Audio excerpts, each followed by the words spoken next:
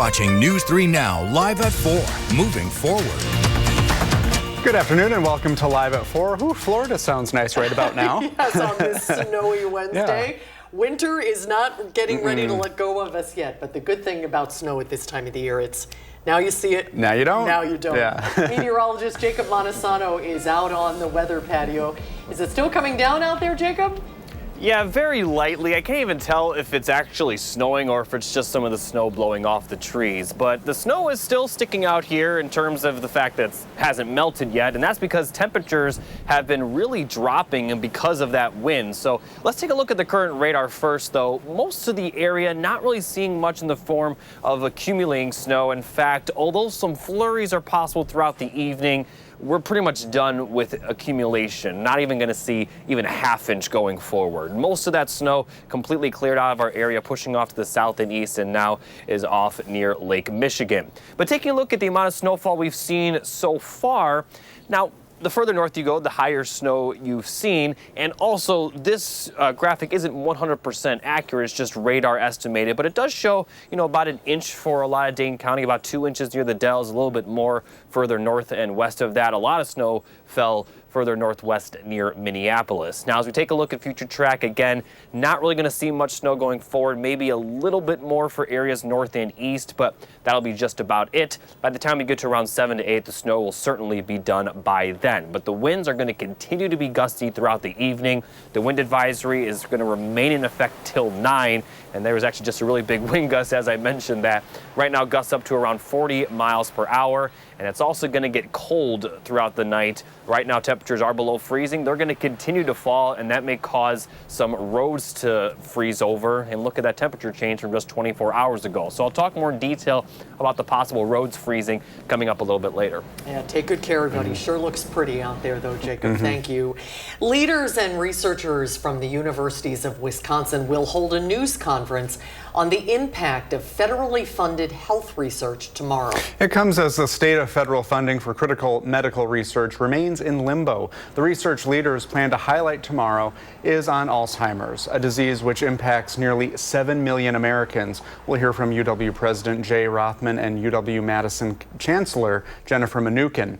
UW has been vocally supportive of Governor Tony Evers' plan to set aside more money for education amid what Mnuchin has called tremendous uncertainty and risk to federal funding. We're already starting to see the effects of limited support for education programs locally. The Department of Education using diversity, equity, and inclusion initiatives as a reason to cut funding. Our Merrill Hubbard shows us how draining funds for a UW-Madison program will affect upcoming educators in Wisconsin. Since President Trump took office, the U.S. Department of Education terminated more than $600 million in teacher training grants.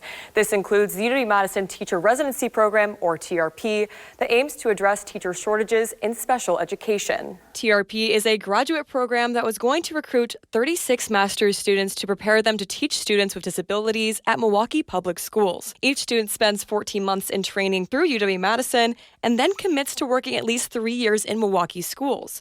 Program Director Kimber Wilkerson says that everything is up in the air now after getting an email from the Department of Education saying their grants funding is gone. Because of the department's sort of orientation toward DEI, diversity, equity, and inclusion efforts, that this grant, this project, was deemed to have a DEI focus that they were no longer supporting. The training program gives Madison graduate students resources and experience working with children with special needs in Milwaukee. Milwaukee Public Schools works in partnership with this grant because it helps their schools offset the shortages and turnover of special educators. Kimber tells me that they're in the process of writing an appeal to the Department of Education.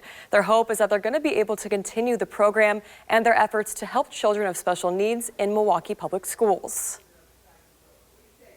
Merrill, thank you. In his address to the joint session of Congress last night, the president defended his actions to cut all spending on DEI efforts, the firing of federal workers, and tariffs. Today, Wisconsin's Republican lawmakers are rallying behind the president. Republican Congressman Brian Stile released a statement saying, in part, after 4 years of runaway government spending, a wide open southern border, and bureaucratic red tape that drove up costs, Americans voted for a change. President Trump and Congress are already delivering.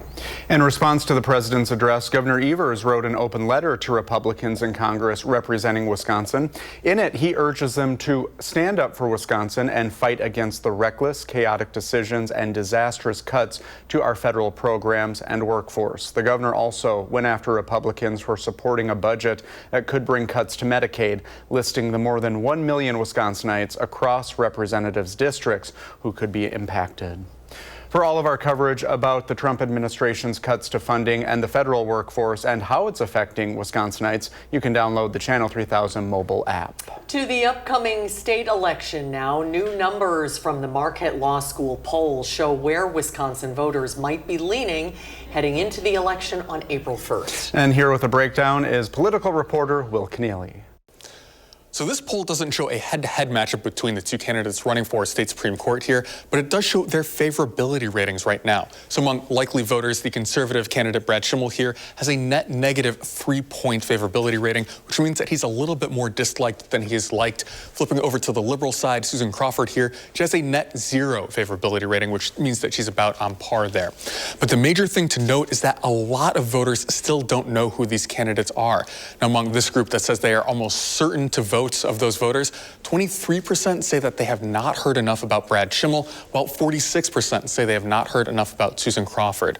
Now, both of these candidates are county judges right now, but Brad Schimmel had previously served statewide as a Republican attorney general.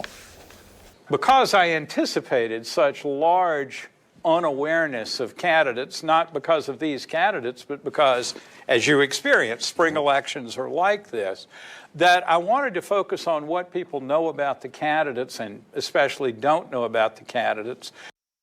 Now, this poll, which was taken in late February, also shows how Wisconsinites feel on federal funding cuts, and we'll have more on this coming up tonight at 5. Thank you, Will. And tomorrow, Franklin will join us live at 4 for an in-depth look at those results and break down what we saw for the state superintendent race. We'll be right back.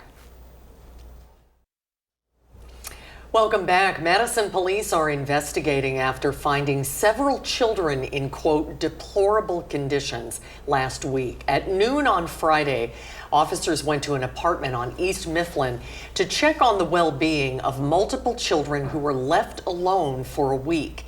They arrived to find 7 kids. They tried contacting the children's mother, but she was found in Illinois. Police contacted Child Protective Services. A family friend is now looking after the children while the investigation continues.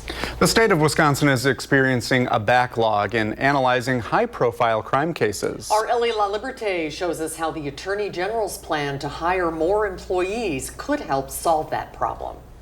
This building is one of 3 in Wisconsin that helps with complex crimes. That includes things like DNA and controlled substance testing. The Attorney General is requesting funding for 19 new positions to keep up with the demand for those services. Those positions would cost roughly $2.8 million to bring on, in part, 10 DNA analysts and 3 controlled substance analysts. 2 departments where a district attorney says the greatest need is. There's a backlog that has hindered timely testing, and the backlog limits the ability of law enforcement and prosecutors to effectively investigate and prosecute serious crimes. In the Wisconsin DOJ's Division of Forensic Sciences' most recent report, the average turnaround time to get evidence processed went up in multiple categories in 2023. That includes both controlled substances and DNA casework in comparison to the year prior. Reporting in Madison, Ellie LaLiberte, News 3 Now. Thank you, Ellie. This request also asks for more employees than Governor Evers originally had in his budget. Pope Francis is missing Ash Wednesday services today as he continues to battle double pneumonia. The Vatican says the Pope is in stable condition at a hospital in Rome, where he's been since February 14th. He's eating solid food and is back on high-flow oxygen through nasal tubes to treat his condition. Pope Francis is also undergoing physical therapy. The Vatican says he's alternated between resting, sitting in a chair, and also working. The first we've heard of work activities in a few days. The Consumer Financial Protection Bureau dismissed a sweeping lawsuit against 3 of the nation's biggest banks that run the Zelle payment platform. The suit named Bank of America, J.P. Morgan Chase, and Wells Fargo as defendants. The reversal comes less than 3 months after the CFPB filed the lawsuit alleging that banks failed to protect consumers against fraud on the Zelle network. And let's get a live look at road conditions right now. This map is from the Wisconsin DOT. Green means normal road conditions, blue means partially covered, and pink means completely covered. Meteorologist Jacob Montesano has more on what we can expect. The roads have been a little sloppy out there. Yeah, but thankfully a lot of the snow has melted off the roads, but we have a lot of moisture on the roads, and the temperatures could freeze over overnight, which could cause those roads to be very slippery throughout the night. So although they may not be, slippery right now, they may become slippery despite the fact that we're not really going to see any additional falling snow. Now, look at the 3 things you need to know. That's the big one for tonight. We do have a chance of flurries south of Madison Friday, and then next week we're going to see very mild temperatures, highs in the 60s. So we're still expecting alert day conditions really throughout the night because of the freezing of wet surfaces, but we're going to continue to see windy conditions as well. So as we take a look at the current radar, again, there is still some falling snow north of Madison near the Dells, but we're not expecting much additional accumulation. However, taking a look at the amount of rainfall we've seen over the last 24 hours, there's plenty of moisture out there, and that may lead to those freezing roads. Now, here's another look at the current road map. Now, for this one, the pink is labeled as slippery or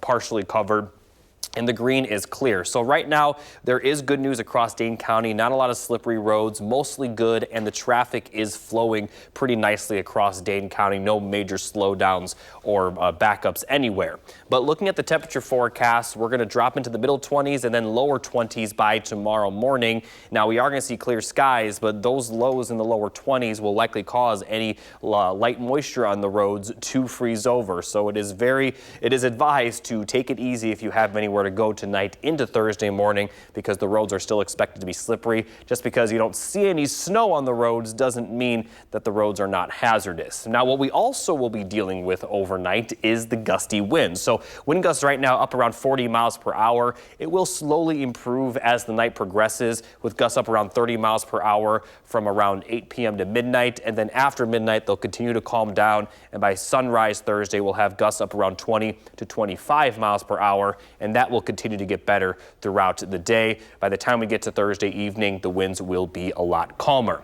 Now, looking at our next chance of precipitation, this is Thursday evening. Later in the night and into Friday morning, we're going to see some snow showers move into far southern Wisconsin, but notice they're not really going to get up into Dane County, and they're certainly not going to get north of Dane County. And even for areas south of Madison near the Illinois border, looks like the heaviest snow will stay south of Wisconsin entirely. And even if we do see this snow creep up a little bit further north, we're probably not even going to see an inch of snow, so the accumulation is very unlikely. And this will mostly be early in the day Friday with maybe some lingering snow in the afternoon. However, it will clear out by the evening. We'll be dry by Friday night. And then after that, the temperatures will begin to warm up. Middle 40s for highs Saturday, lower 50s Sunday. Take a look at early next work week. We could have high temperatures in the 60s for 3 straight days. They will cool down a little bit, but notice they'll still be above normal. And by the end of next week, we are expecting more precipitation. And obviously with those temperatures being warmer, it will likely be mostly rainfall. And this is the 8 to 14 day temperature outlook showing the likelihood of above average precipitation.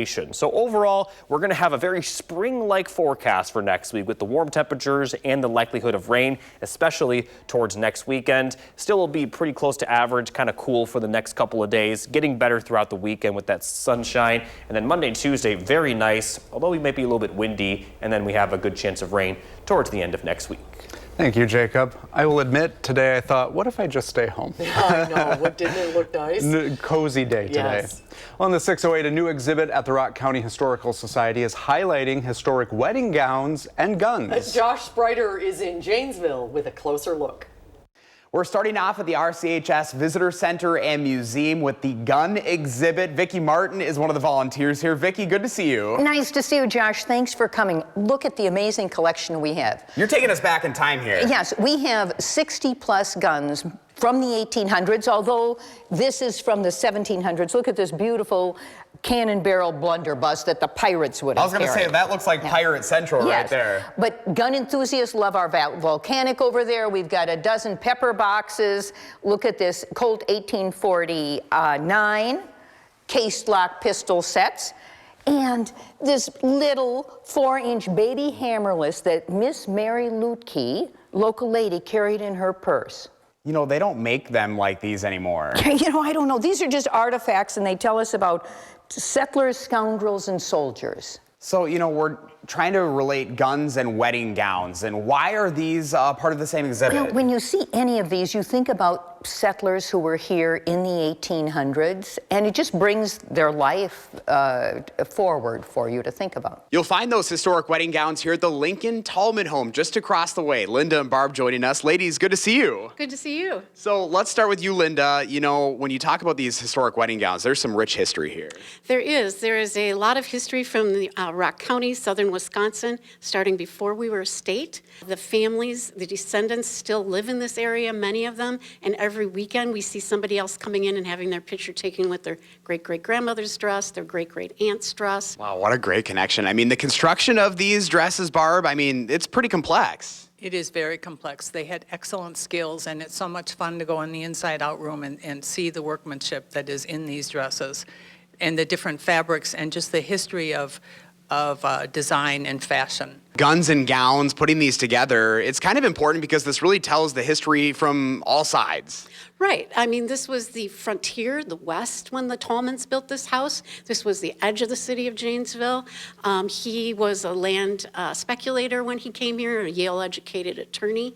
This historic Victorian mansion just sets these dresses off exquisitely. Oh my gosh. Well, thank you guys so much for an inside look. We appreciate it. Thank you. Thanks for coming. Yeah, you bet. If you'd like to learn more about the Guns and Gowns exhibit here at the RCHS, you have a couple more weekends to check it out. We have all the details you need to know up on channel3000.com. In Janesville, I'm Josh Brighter, News 3 Now. Thank you, Josh. Very cool. Little living history. Yeah, I wonder how long it takes to put some of those on. Did you see all the buttons? Yeah, I did.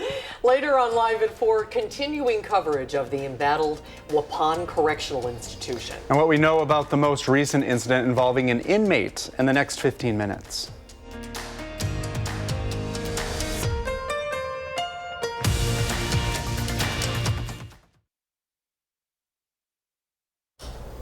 We are taking a live look at the White House for some developing news. The Trump administration is planning to cut tens of thousands of employees at the Department of Veterans Affairs. That's according to an internal memo dated March 4th, yesterday. The VA department's chief of staff says the agency is working in partnership with DOJ to aggressively restructure itself across the entire department and resize its workforce. The Badger women's hockey team is on a mission as they head up to Duluth to face the Bulldogs in the WCHA face-off semifinals. Junior forward Kirsten Sims joins this week's Wisconsin Huddle.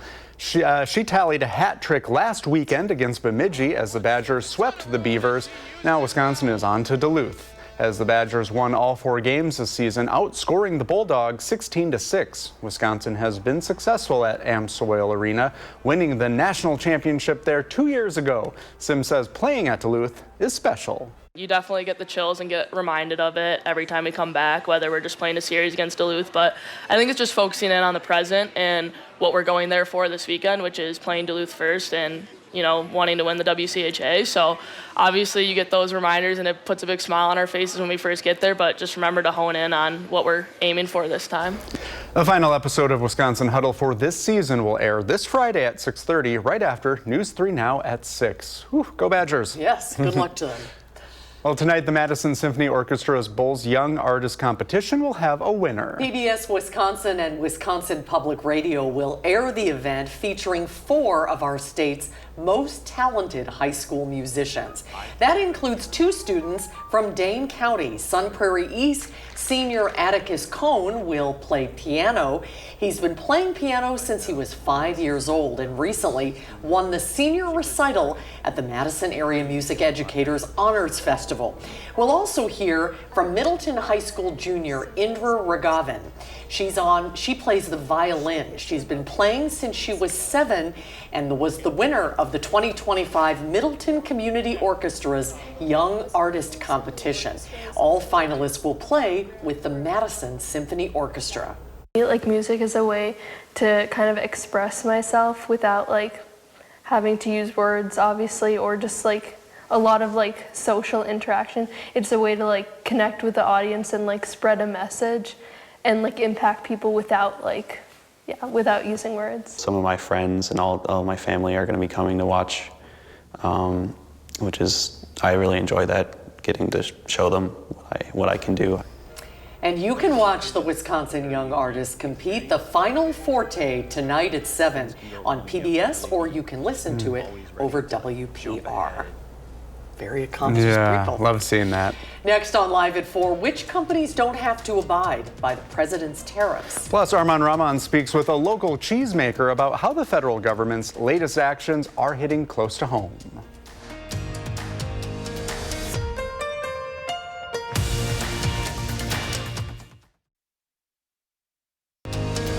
You're watching News 3 Now, live at 4, moving forward.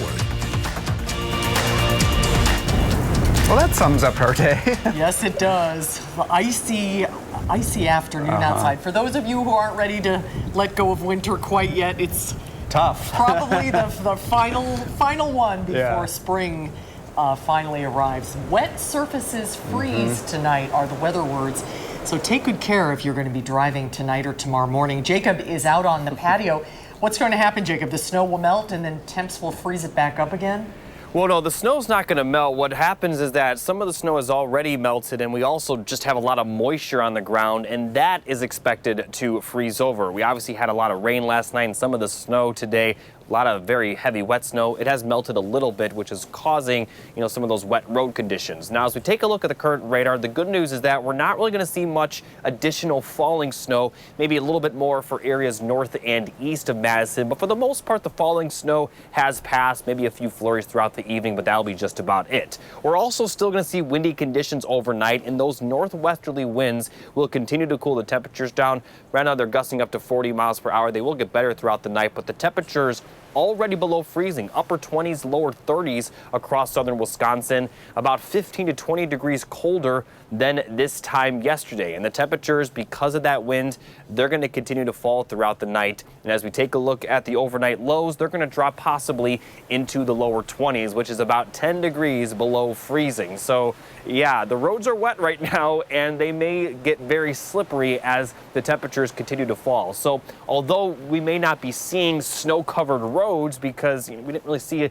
a ton of accumulation on the roads, we did see a lot of moisture, and that is the concern throughout the night into tomorrow morning with those icy roads. So definitely take it easy out there, and I'll continue to have more on the forecast coming up a little bit later. All right, Jacob, thank you. Another inmate at the state's oldest prison is dead.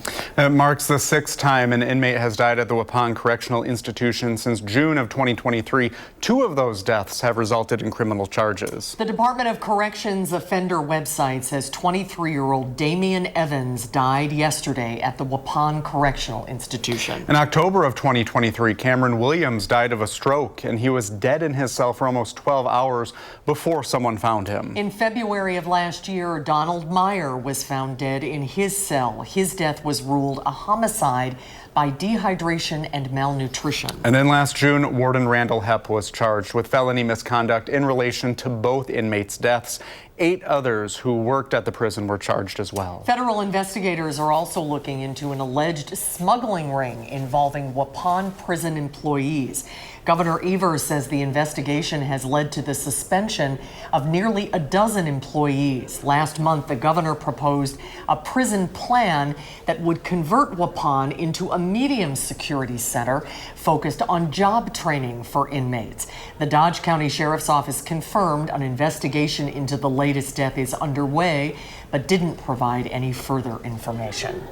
Well, right now, the Dane County Sheriff's Office is asking for witnesses of a bar fight. Well, this fight happened outside of Jerry's Place Bar Saturday night, and now a 40-year-old man has life-threatening injuries. The Sheriff's Office says 36-year-old LaRon Smith Brookins and the 40-year-old got into the fight. Smith Brookins is now in custody facing 6 charges, including first-degree reckless injury. There was a confrontation between 2 men who had a disagreement in the past. They decided to go outside. At one point during their argument, one of them brought out a box cutter. That resulted in a very serious injury to one of the men. He ended up being taken to an emergency room, which is how law enforcement found out about what had happened.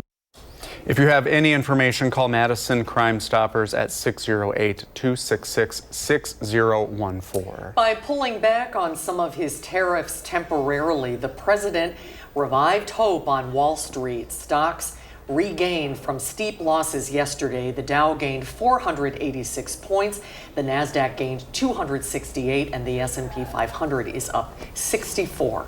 News 3 Now has shown you how dairy farmers and industry leaders are concerned about the Trump administration's recent executive orders and policies. But as Arman Rahman found out, even small businesses are feeling the effects, and now one owner in Madison says he needs to be an advocate while also fighting for his own livelihood.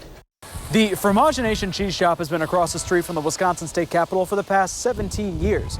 But this year, the owner says he's more concerned about the future of his business and the dairy industry. Roughly 80% of Fromagination's inventory of cheese, wine, and meats comes from Wisconsin producers. Owner Ken Monteleone says the Trump administration's actions at the Centers for Disease Control, crack down on immigration labor, and more are making his partners uncertain at best and without support at worst, which is why he wrote a letter to the White House, Wisconsin senators and congressmen, the secretaries of Commerce and Homeland Security, and others. This is non-political, but that are affecting what's going on here in Wisconsin and our industry. That is our livelihood. We have hardworking farmers, cheesemakers that are at stress right now because of the constant chaos that's currently surrounding us here in Wisconsin. Monteleone says he encourages people to advocate for farmers and other Wisconsin industries by writing to their congressmen and lawmakers. I'll go into more of some of Monteleone's concerns tonight at 6.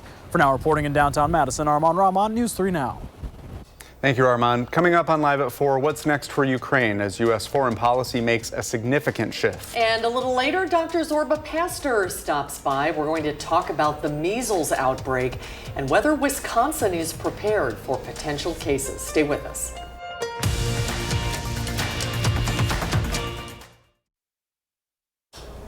Welcome back. Experts say the U.S. is becoming increasingly isolationist. The Trump administration pausing shipments of U.S. military aid to Ukraine in the war against Russia. And joining us to talk about the status of a potential ceasefire, Professor Yoshiko Herrera. Thanks for being on with us. Hi, Yoshiko, good to see you. Thanks for coming out in the blizzard. You made it. Well, the last few weeks have been tumultuous between Ukrainian President Volodymyr Zelensky and President Trump. What is your reaction to how things have shifted? Well, there's been a lot of ups and downs. Every week I sort of think, oh no, and then a few days later it gets a little bit better.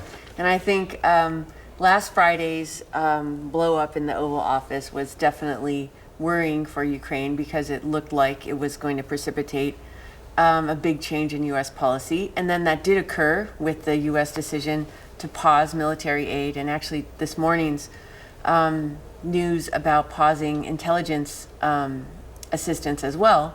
But on the other hand, President Trump yesterday in the State of the Union didn't criticize Ukraine, and in fact mentioned a letter from Zelensky, which sounds like a sort of cooling off of tensions. And so it's possible that there could be a sort of improvement in U.S.-Ukrainian relations. Can you give us an assessment of what the situation is in Ukraine right now and how it compares, for example, to a year ago?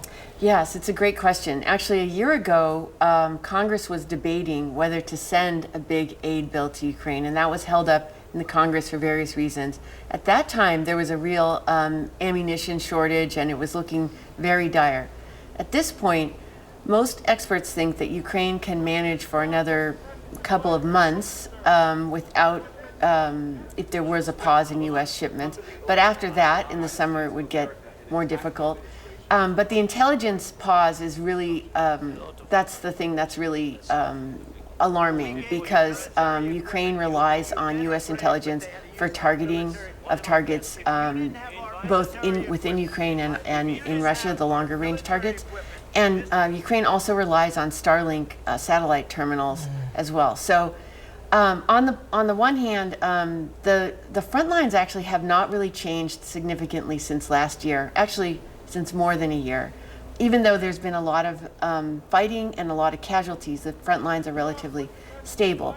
Russia has not made a lot of gains in the last year, although they are trying right now to gain as much territory as they can before a potential ceasefire. And we were watching some video of that meeting that happened in the Oval Office. Now, of course, I've seen President Trump supporters have said he's just being a tough negotiator, and people applauded him for that. On the other side, people are worried that it's playing into Russia's hands, and then caught in the middle, the Ukrainian people. Have you heard from anyone? Or? Yes, so it's very dispiriting to Ukrainians. I mean, one of the things about the pause in U.S. aid is that it would affect, and also the intelligence pause, it would affect missile defense. And why is missile defense necessary? Because Russia, I mean, every single day is sending drones and missiles into Ukraine. 180 drones and 4 missiles just yesterday.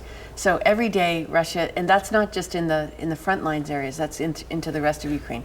So people are very, very worried. On the other hand, many people would love an end to the war. No one more than Ukrainians that are suffering with, having to leave their houses and go to bomb shelters and suffer in that way, or worse. So Ukrainians want an end to the war, of course, but they want to maintain their statehood, their sovereignty, and their nationhood, and they don't want to be under Russian control. And unfortunately, we've seen the atrocities under Russian control. So that's the worry there. So everybody would like peace. Everybody would like an end to the war. It's just a matter of how to get there. Well, we'll continue to follow it as we watch for developments on a possible ceasefire. Very quickly, do you think there will be one? Do you think Zelensky will agree to that? I think that President Trump is very determined to have some kind of ceasefire. I think Ukrainians are increasingly under pressure to accept some kind of ceasefire. So I think in some sense, I think it's likely. But the question is, what are the terms of it? And will it last? And will there be a political settlement that actually settles the conflict? And on that, unfortunately, there's been very little movement on the Russian side towards accepting anything less than their maximalist goals. We'll continue to follow it closely. We'll look forward to having you back very soon, Yoshiko. Thanks so much. Good to see you. You're welcome. Thank you. And we'll be right back.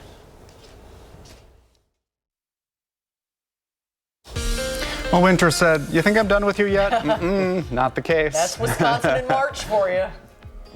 Yeah, well, next week is certainly going to feel like spring. So if we have another snow after next week's temperatures, then we can really say, is winter ever going to end? Now, here's a look at the 3 things you need to know. The roads are expected to freeze overnight with another chance of flurries on Friday, but that flurry chance Friday will be very minimal. A lot of the area won't see any snow at all. And like I mentioned, next week, very warm. We could even be seeing highs in the 60s. So alert day conditions, they are expected to continue throughout the night for the wind and the likelihood that we could see some freezing of wet surfaces. And this is going to be the case for all of Wisconsin, as really the entire state will drop pretty well below freezing. So taking another look at the current radar, again, really the only consistent snow is to the north of Madison at this point, and mostly north and east of Madison will be the only areas that pick up any additional snowfall in terms of minor, very minor accumulation.